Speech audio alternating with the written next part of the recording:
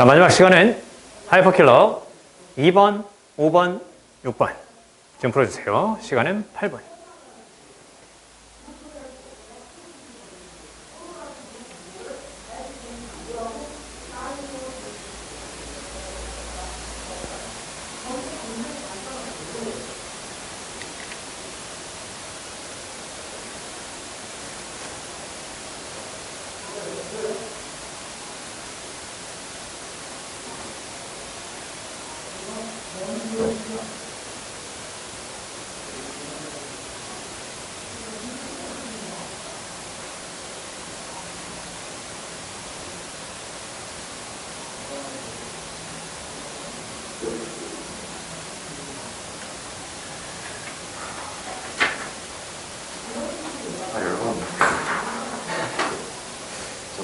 하나는 이길 줄 알았어요.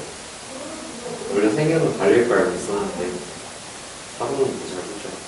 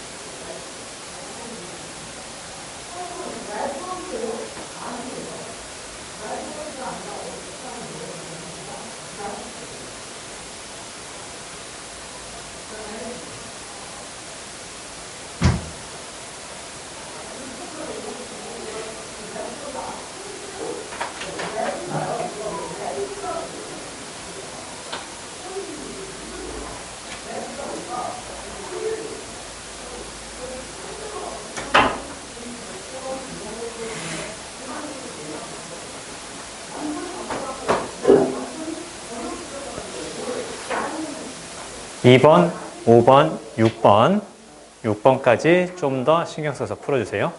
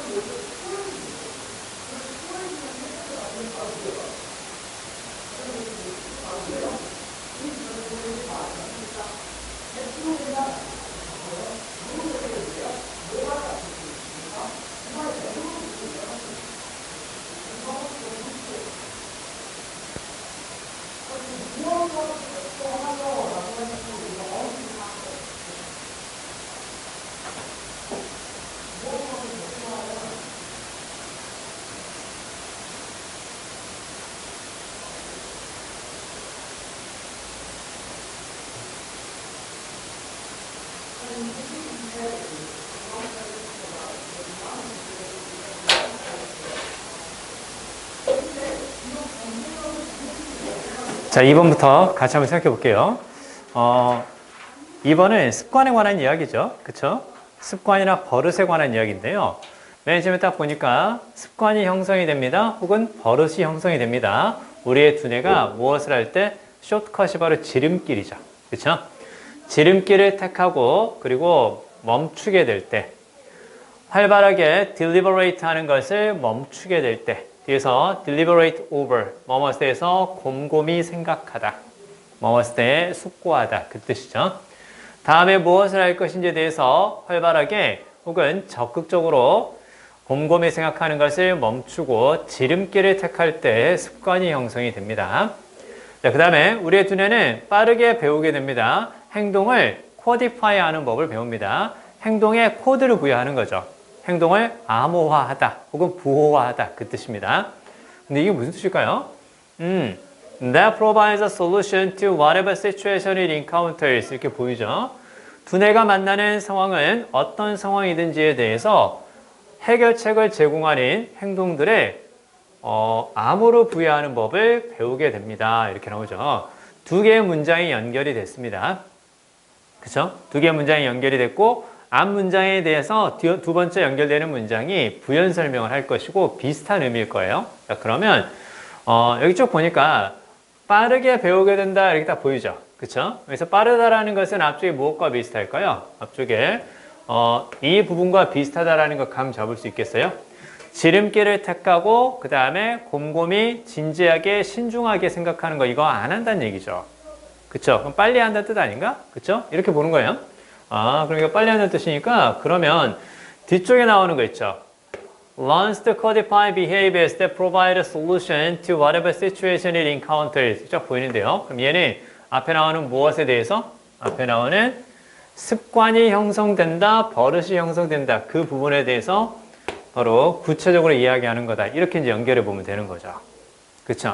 결국은 빨리 하려고 하다 보니까 버릇이 생기는 거구나. 그래서 뒤에 쭉 보니까 손톱을 물어뜯는 것은 일종의 이제 그 해결책이 될 수도 있고 하나의 헤빗이 될 수도 있는데요.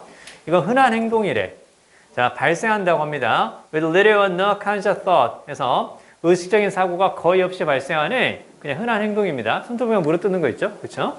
그래서 처음에는 그 손톱을 물어뜯는 사람은 시작을 했을 겁니다. 자신의 손톱을 물어뜯는 것을 한 가지 이유 때문에 시작을 했을 거예요. 무엇을 하기 위해서? unsightly는 보고 싶지 않은 그 느낌이거든요. 그래서 눈에 거슬리는 그 뜻이에요. 눈에 거슬리는 흉한, 보기 흉한 이제 그 뜻인 거고, 행내리라는 건 그 손톱에 그 붙어 있는 거 있죠. 손톱에 붙어 있는 약간 그 이렇게 생각해 볼까요? 여기 딱 손이라고 하면 이렇게 손톱 주변에 이렇게 약간 그 우리가 그쵸. 다듬다 보면 이렇게 조금씩 이렇게 삐져나오는 약간 그런 떼내도 되는 그런 살점 같은 거 있죠. 그것을 행내리라 생각하면 돼요. 그쵸? 아니면 이게 될 수도 있고, 아니면 뭐 손톱 주변이 될 수도 있겠죠. 손톱, 이렇게 한다는 거죠. 그쵸? 자, 아무튼 처음에는 이유가 있어서 했어요. 자, 그러나, 그 행동이 이제 발생을 할 때, 의식적인 목적이 없이 발생을 할 때, 단순히 잘 봐야 돼. 의식적인 목적이 없이 발생한다라는 걸, 이걸 가지고 이제 대시를 가지고 부연 설명을 한 거죠. 자, 그러면 의식적인 목적이 없이 발생한다라는 건 바로 뭐냐? 자, 한 가지 신호에 대한 자동적인 반응인 거죠. 어떤 특정한 신호가 있으면 이제 거기에 대해서 자동으로 반응하는 게 손톱을 물어뜯는 습관이라는 거죠. 그렇죠? 자, 그게 바로 뭐냐면 그렇게 되면 바로 습관이 in control, 자리 잡게 됩니다. 통제하게 됩니다. 다른 모든 것들을. 그렇죠? 자, for many persistent nail bites. persistent nail bites가 무슨 말이에요? 지속적인, 끈기 있는, 무슨 말이에요? 지속적으로 진짜 끈기 있게 계속 물어뜯는 사람이 있어요. 뭐. 몇 년 동안 했니? 20년이요. 앞으로도 할 거니? 당연하죠. 저는 손톱 깎기 필요 없거든요. 왜? 손톱으로 다 물어뜯을 거니까. 아무튼 좋은 거 아니야. 자, 그 다음에 자, 무의식적으로 그걸 발생시키는 것은 그쵸? 무의식적으로 그걸 발생시키는 것은 무의식적인 원인은 무엇이냐면 unpleasant feeling of stress. 스트레스라는 불쾌한 느낌이에요.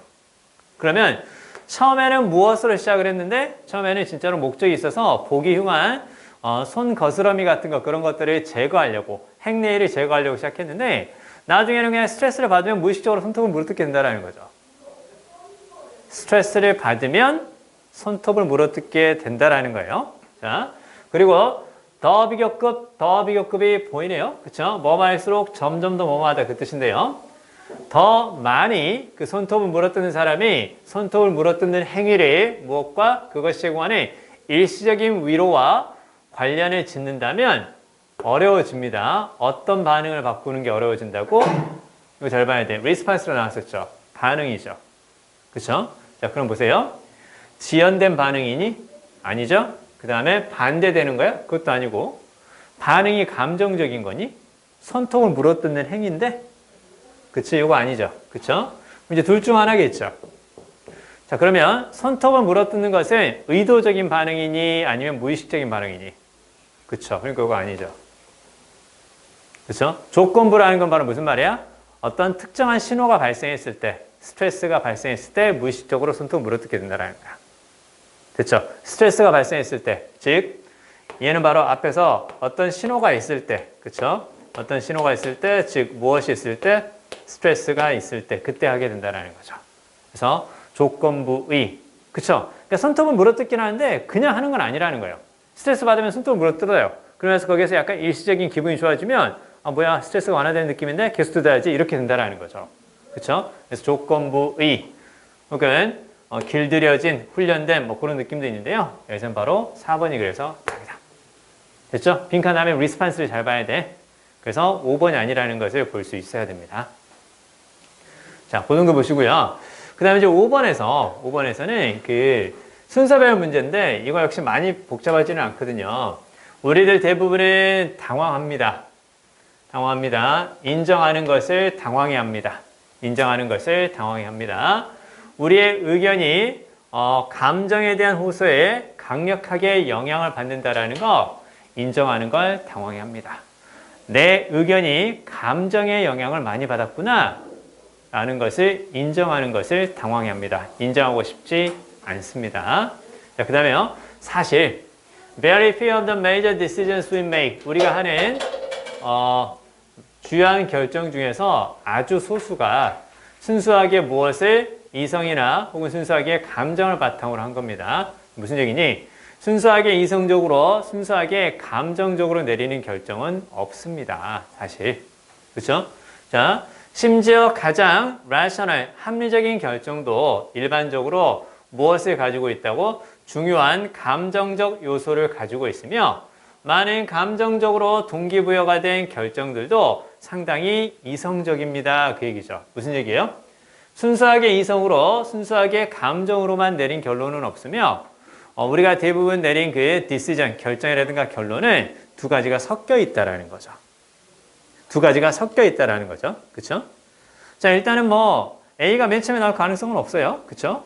왜냐면 여기에서 지금 무슨 얘기를 했기 때문에 우리는 우리의 의견이 감정에 영향을 받는다라는 거 인정하고 싶어 하지 않습니다. 그 얘기인 거죠. 그렇죠?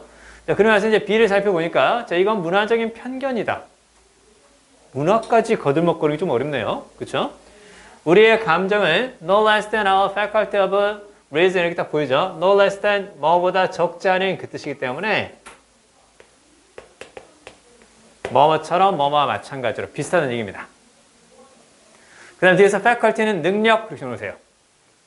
faculty가 능력이라는 뜻을 쓰인다는 것도 같이 기억해야 돼요. 우리의 이성적인 능력처럼 우리의 감정은 우리의 일부며 there is nothing abnormal regrettable 그래서 비정상적이거나 후회할 만한 유감스러운 것은 없습니다. let alone에 뭐뭇은 말할 것도 없이 적어주세요. let alone은 뭐뭇은 말할 것도 없이 수치스러운 거 말할 것도 없이 감정에 의해서 moved, 움직이게 되는 것에는 비정상적이거나 혹은 유감스러운 것은 없습니다. 일단 this가 나오는 걸로 봐서 앞쪽에서 일단 문화적인 편견이라고 얘기를 했는데요. 그것과 비슷한 느낌을 주는 말을 찾아야 될 것 같아요. 자, 쓰려 보니까 자, 우리는 자, 이성의 자부심을 느끼며 약간 감정에 대해서는 부끄러워합니다. 근데 이 말 있잖아. 우리가 그 순서 배열이나 문장 삽입에서 연결이라고 우리가 봤던 것 중에 그쵸? 약간 어려우면 뭘 생각하자고 했었어요? 자, 연결하면 일단은 상위 개념과 하위 개념의 연결이라고 했었고 그 다음에 패러프레이징 있었죠. 그쵸? 패러프레이징 다른 표현이지만 같은 의미, 이미지, 성격, 카테고리 그 다음에 대우명제 있었죠. 그쵸? 대우명제 앞에 문장을 두 번 부정한 게 보이면 연결이다 이렇게 얘기를 했었고 그 다음에 가치 판단이 보이면 근거나 이유가 비고즈가 생략되면서 제시될 때 자, 지금 이 문장 있죠. 이성의 혹은 우리의 말 그대로 이성이겠죠. 이성의 자부심을 느끼고 감정에 대해서 수치스러움을 느낀다. 무엇과 같은 말일까요? 무엇을 대우명제라고 볼 수 있을까요? 이것을 대우명제라고 볼 수 있겠죠. 한번 배워볼 수 있겠어요? 자, 우리의 의견이 감정에 영향을 받는 것을 인정하고 싶어 하지 않습니다. 우리의 의견이 감정에 영향을 받는 것을 인정하고 싶지 않습니다. 어디에 자부심을 느낀다고? 감정이 아니라 감정과 상대적인 느낌을 주는 무엇에? 이성의 자부심을 느끼고 감정에는 수치심을 느낍니다. 그쵸? 그래서 C가 맨 처음 나오는 건가? 그럼 두 번째. 우리는 인정하고 싶어 하지 않습니다. 우리는 인정하고 싶어 하지 않습니다. 왜냐하면 이러니까요. 됐죠? 두 번째죠? 왜냐하면 이러니까요. 그래서 맨 처음에 C가 나오나 보다. 됐죠? 자, 그리고 이제 이 부분에 나온 내용들 있죠. 그쵸? 자, 이거 살펴볼까요? Where rationality is concerned, we feel in control. Where emotions dominate, we feel out of control. As if our emotions have a life of their own and are even somewhat alien to us. 요거 전체를 무엇이라고 볼 수 있을까요? 우리는 이렇게 보는데 이게 문화적인 편견입니다. 이게 문화적인 편견인 거고 그 다음에 우리의 감정은 이성적인 능력과 마찬가지로 우리들 중에 일부며 감정에 의해서 우리가 움직인다는 것에 대해서는 비정상적이거나 혹은 유감스러운 거 없습니다. 사실 대부분의 결정은 감정과 이성이 섞여 있습니다. 됐죠? C, B, A가 답이다. 이렇게 내용의 흐름을 잘 찾아가야죠. 자, 그 다음에 이제 마지막 그 6번 보겠습니다. 마지막 6번.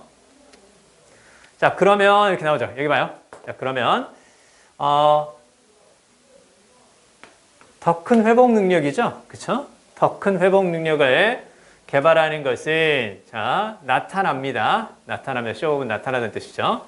더 큰 회복 능력을 개발하는 것은 나타납니다. 상대적 활동의 shift는 변화죠. 변화로 나타납니다. 두 가지 면에 이렇게 딱 나오죠. 일단 두 가지 면에 대해서 앞쪽에서 일단은 설명은 있어야 될 것 같아요. 자, 그리고, 자, 두 가지 면에, 전전두엽 피질의 두 가지 면에 상대적 활동의 변화로서 나타나는데요. 왼쪽이 더 활발해지고, 오른쪽은 calmdown이니까 바로 무슨 말? 진정됩니다. 그 뜻이죠. 그쵸? 자, 그러면 왼쪽, 오른쪽에 관한 이야기를 하고 나서, 그리고 나서 그 왼쪽과 오른쪽에 활동에 상대적인 변화가 생겨야 된다. 이제 이 내용이 나오는 게 맞을 것 같아요. 자, 근데 이게 회복 능력이라는 게 이제 보이죠? 자, 그래서 딱 보니까, 여기 보면 이렇게 왼쪽과 오른쪽에 관한 이야기가 다 있어요. 그쵸? 다 있고 나서, 그래. 만약에 왼쪽이 이렇다면 이렇게 되는 거고, 뭐 이렇게 나오네요. 자, 그리고 나서 사실 그건 발생을 했습니다. 한 집단에서 발생을 했습니다. 자, 무엇을 실천했던 것? mindfulness meditation. meditation은 명상이죠. mindfulness라는 것을 주의 깊음? 그러니까 말 그대로 이렇게 뭔가 생각하면서 하는 그런 명상을 실천했던 집단에서 그게 발생을 했습니다. 뭐가 발생했다는 뜻일까요? 자, 그리고요. 자, 4번에서 데이가 딱 보이는데요. 데이는 이 집단의 구성원들이라고 볼 수 있어요. 한 집단이니까 단수다 이렇게 생각하지 말고 집단이나 국가나 가족, 다시 집단, 국가, 가족, 심지어는 회사까지. 집단, 국가, 가족, 회사는 뒤에서 처음에 단수라 나타난다 하더라도 뒤쪽에서 복수대명사로 대신할 수가 있습니다. 그 구성원들로 보이는 거니까. 자, 그러면 3번과 4번이 한 덩어리죠. 5번도 한 덩어리죠. 그쵸? 3, 4, 5가 하나의 의미 덩어리로 볼 수 있는 거죠. 그쵸? 그러면 앞에서 1번하고 2번까지는 맨에 주어진 문장과 같은 느낌으로 연결이 되는 거고, 즉 1, 2번이 한 문금이고 그 다음에 3번, 4번, 5번은 구체적인 사례가 제시되는 한 덩어리죠. 그쵸? 그러면 말 그대로 메디테이션을 실천했던 그 집단에서 더 괜찮은 일이 발생했다. 그렇게 볼 수 있기 때문에 어디? 3번에 주어진 문장에 들어가줘야 맞단다. 됐죠? 자, 여기까지 하겠습니다. 오늘 시험 보느라 고생하셨고요.